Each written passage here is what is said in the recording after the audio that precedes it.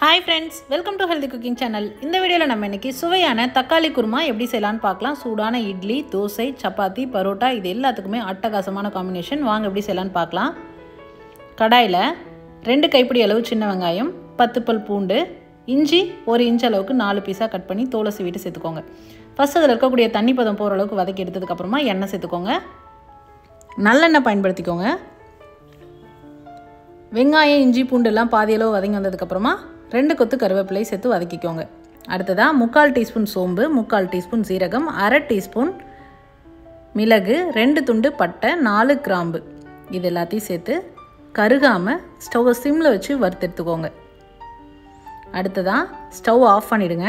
4 table spoon துருவின தேங்காய், 2 teaspoon உடைச்ச கடலை, கூடவே 5 முந்திரி வந்து ஆப்ஷனல் தான், நமக்கு அந்த சாஃப்ட் டெக்ஸ்சர் கிடைக்கும், அதுக்காக சேர்த்துருக்கேன்.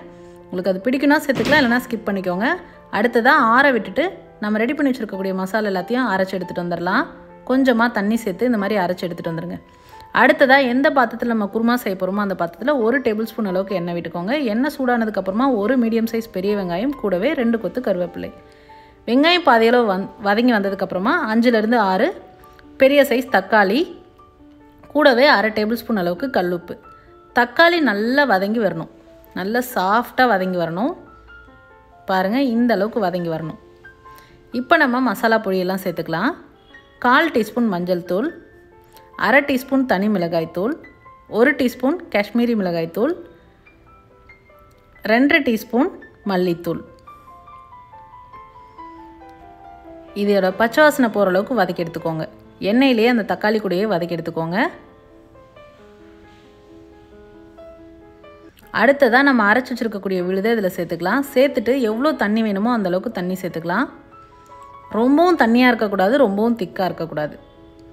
அந்தளவுக்கு தண்ணி சேர்த்துட்டு நல்லா கலந்து விட்டுட்டு உப்பு காரம் சரி பார்த்துட்டு 10 நிமிஷம் நல்லா மிதமான தீயில கொதிக்க விட்டு இறக்குனீங்க அப்படின்னா நல்லா கமகமன்னு வாசனையோட கறிக்குழம்பு டேஸ்ட்டில் தக்காளி குருமா ரெடி. லாஸ்ட்டாக மல்லி இலை தூவி சர்வ் பண்ணிடலாம்.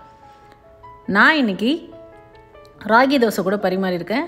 நான் ஏற்கனவே சொன்னது போல் இட்லி, தோசை, சப்பாத்தி, பரோட்டா இது எல்லாத்துக்குமே சூப்பரான காம்பினேஷனாக இருக்கும். ட்ரை பண்ணி பார்த்துட்டு உங்களோட கமெண்ட் மறக்காமல் சொல்லுங்கள் ஃப்ரெண்ட்ஸ். இது போன்ற ஹெல்தி ரெசிபீஸ்க்கு மறக்காமல் ஹெல்தி குக்கிங் சேனலை சப்ஸ்கிரைப் பண்ணுங்கள். இந்த வீடியோ உங்களுக்கு பிடிச்சிருந்தா லைக் பண்ணுங்கள், ஷேர் பண்ணுங்கள், கமெண்ட் பண்ணுங்கள். தேங்க்ஸ் ஃபார் வாட்சிங்.